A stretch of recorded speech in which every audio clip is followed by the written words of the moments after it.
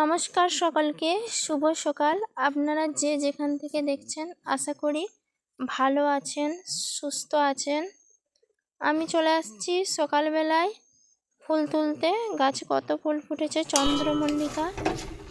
আর ঠাকুরের জন্য আজকে একটু সুজির পায়েস বানাচ্ছি।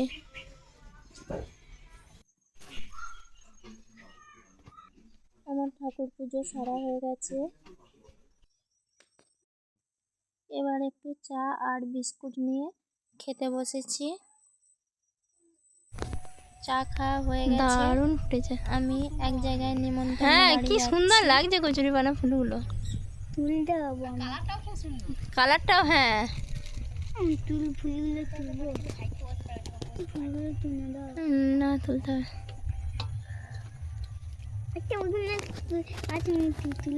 রাস্তায় যেতে যেতে পুকুরে এই যে পৌষ আছে, এটা ধান দিয়ে একটা ঠাকুর, ধান ঠাকুর। আমরা সবাই চলে আসছি। এই যে এখানে জমিতে সর্ষে বাড়ি আছে, সবাই ফটোশুট করছে। হ্যালো গাইস, কফি গাছ চলতে হবে। এবারে চলো আসি যাই খাই।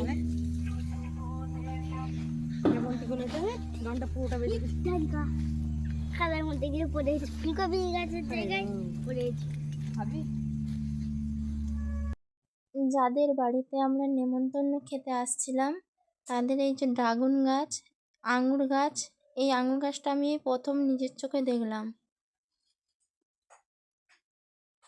আম গাছ লাগিয়েছে ছাদেতে, এগুলো সবেদা ছাদেতেই লাগিয়েছে টবে করে, বেশ সুন্দর হয়েছে। এই দেখো এই আম গাছটা কেমন হয়েছে।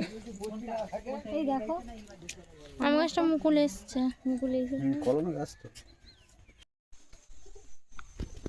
লাউ গাছে লাউ ধরেছে, কত লাউ শাক, বেগুন গাছ।